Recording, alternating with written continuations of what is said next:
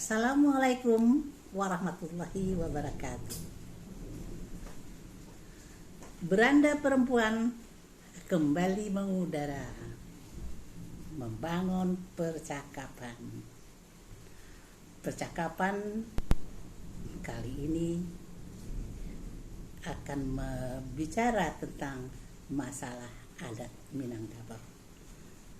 Berarti beranda perempuan juga membuka ruang untuk percakapan mengenai lokal jenius, terutama mengenai adat dan istiadat Minangkabau. Dari Minangkabau banyak yang bisa digali, dari ajaran adat Minangkabau banyak yang bisa digali. Bisa dirumuskan sebuah etika Minang, karena ajaran adat itu sangat rinci mengatur hubungan antar manusia. Dan juga adat Minangkabau itu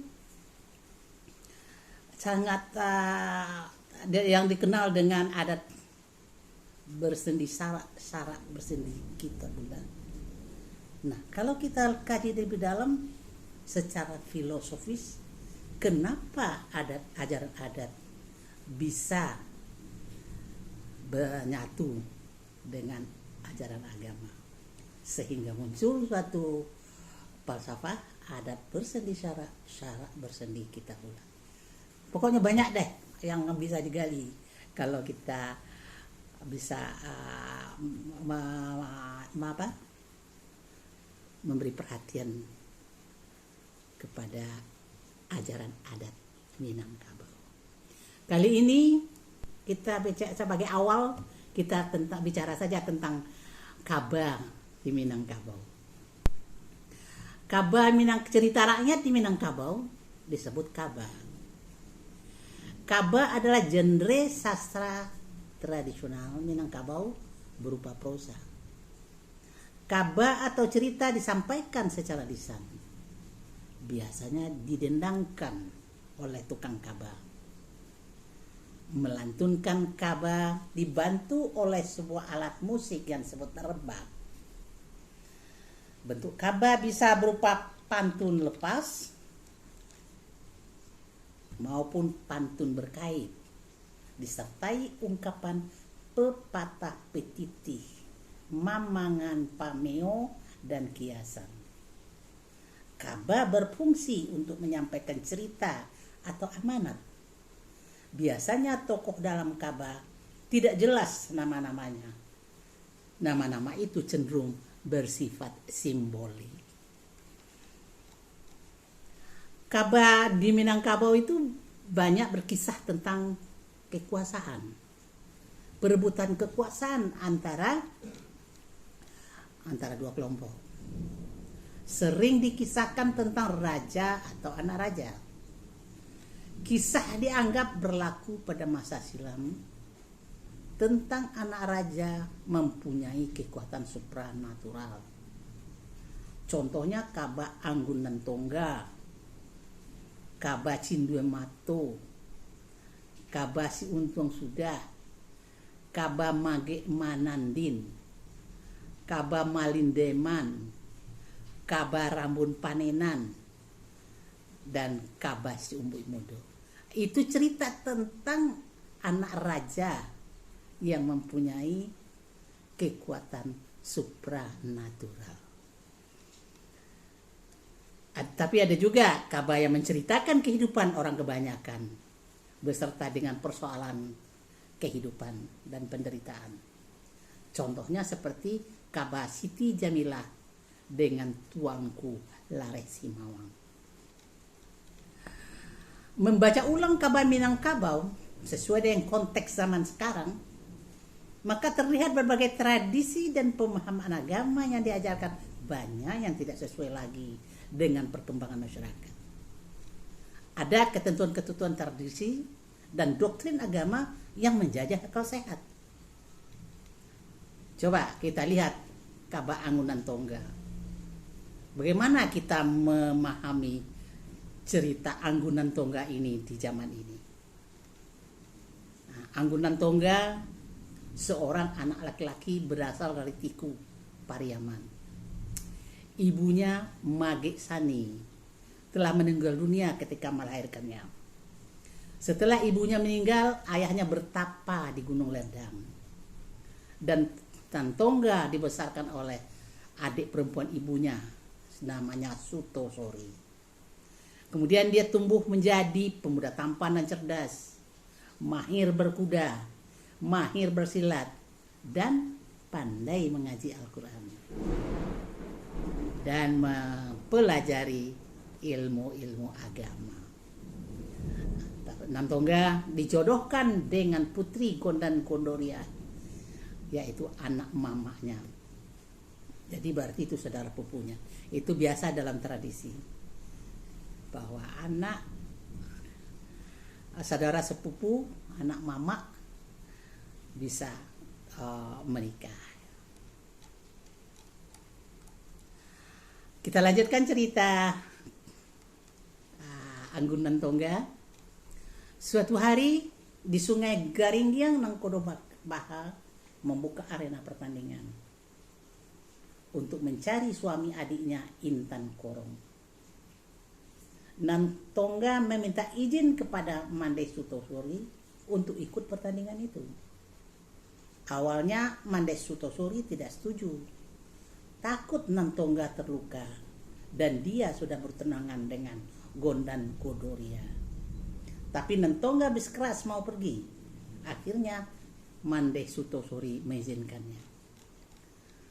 Nah, dalam pertandingan itu ada pertandingannya menyambung ayam, main catur, menembak. Nah, dalam permainan itu Nantongga ini selalu menang dari tuan rumah. Tadi tuan rumah namanya Nangkodo Baha ya. Karena kalah, Nangkodo Baha ini marah-marah.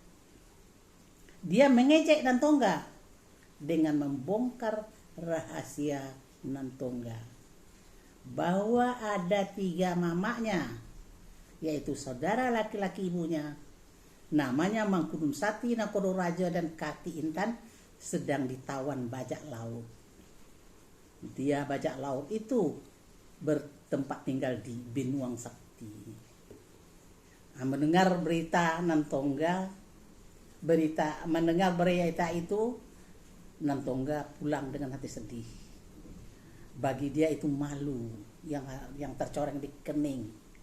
Dia sebagai ponakan mamanya ditawan oleh bajak laut. Itu disebut di Minang arang tacoreng pada kamiang. Kemenakan harus menghapus malu di kamiang. Nah, Nantongga bertekad untuk pergi mencari mamanya. Setelah minta izin pada Mandai Sutosori dan tunangannya, Nantongga minta dibawakan oleh kita lanjutkan. Setelah minta izin, Nantongga berangkat dan tunangan Nantongga melepas pergi, tapi dengan pesan bawakan oleh-oleh. Oleh-olehnya meminta hewan-hewan langka, yaitu seekor burung nuri yang dapat bicara, seekor monyet yang pandai bermain kecapi, dan kain cindai yang tak basah oleh air.